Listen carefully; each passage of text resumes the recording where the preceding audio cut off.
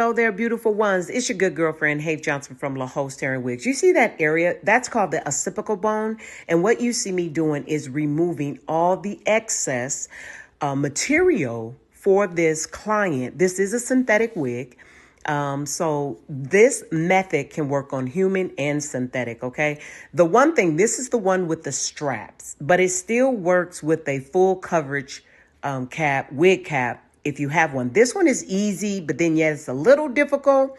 The reason why I think it's easy is because all you have to do is reattach perfectly, align the straps back up, and then that way you get a perfect fit. The reason why it's a little difficult because you got to take your time and you got to make sure they are perfectly aligned or the wig will be a little bit off. So now what you see me doing again is all the excess material in that occipital bone area. And the occipital bone is right above the nape area. The nape area is the bottom of where your neck is.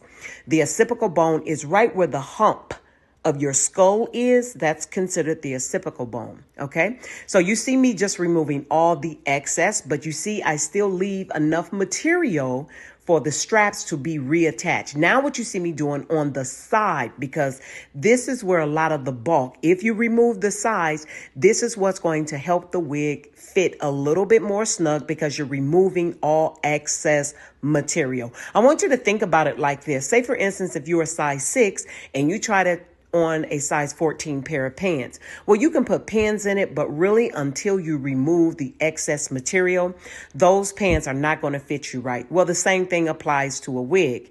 If you do not remove the excess material or excess fibers, excess hair in a wig, it's going to still be lumpy and bumpy. So what you see me doing on the sides near the nape area is just removing all excess material. And you can always slow the video down if you need to so that you can kind of see more details of what I'm what I'm doing.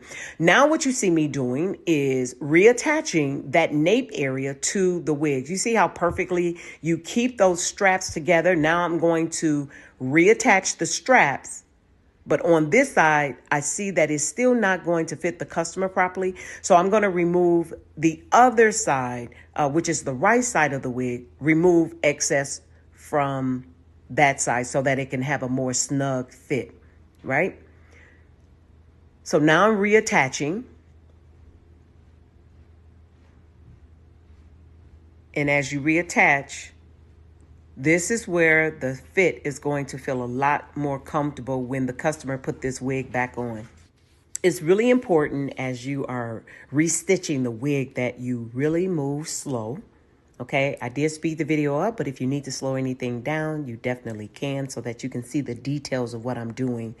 Make sure that you have a needle nose scissors. Make sure you have a curved sewing needle and make sure you have strong enough thread so that this does not unravel. And then when you cut the end of your thread, always make sure you're tying 3 to 5 knots so that it doesn't, untangle or unwind, and then all of the stitching will fall apart. So as you see, what I'm doing now is I'm taking that side area and I'm reattaching it to the nape area, which is the bottom part where the straps make the wig even tighter, that when she uses the strap, it's going to be a perfect fit to her head, especially for all the little ladies that have petite and size 19, 20, and 21 size heads.